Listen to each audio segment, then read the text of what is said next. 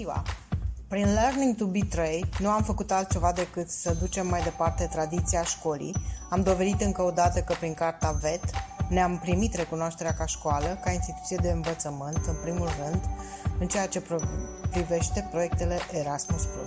Pentru cei 14 participanți din fluxul întâi, indiferent de specializarea avută, desfășurarea stagiului de practică în Granada, Spania, a însemnat autoresponsabilizare și responsabilizare socială, adaptare la schimbare, asumarea propriilor acțiuni. Într-un cuvânt, pe parcursul a 3 săptămâni a avut loc tranziția de la școală la viața activă, departe de casă, de familie, într-o țară străină.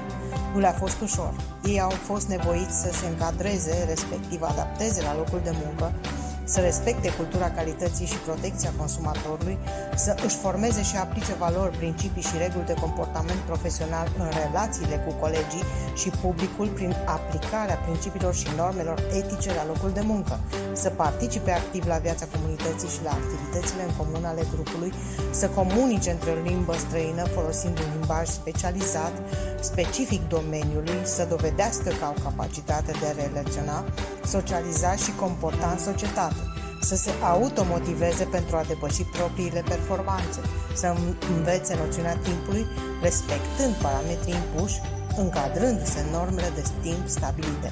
Nu, în ultimul rând, noțiunea de echipă, de colectiv, asumându-și în cadrul echipei de la locul de muncă sau în colectivul din spațiile de cazare a responsabilităților și respectând sarcinile de lucru primite.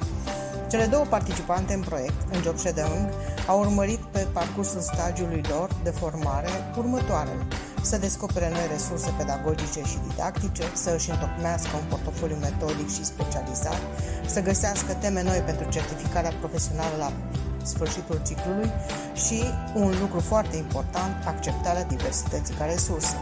Pentru a putea, la întoarcerea în țară, să vină cu propuneri pentru îmbunătățirea instruirii practice în școală, să utilizeze și alte instrumente digitale sau metode inovative, să vină cu propuneri de proiecte viitoare și să transmită de la egal la egal experiențele avute.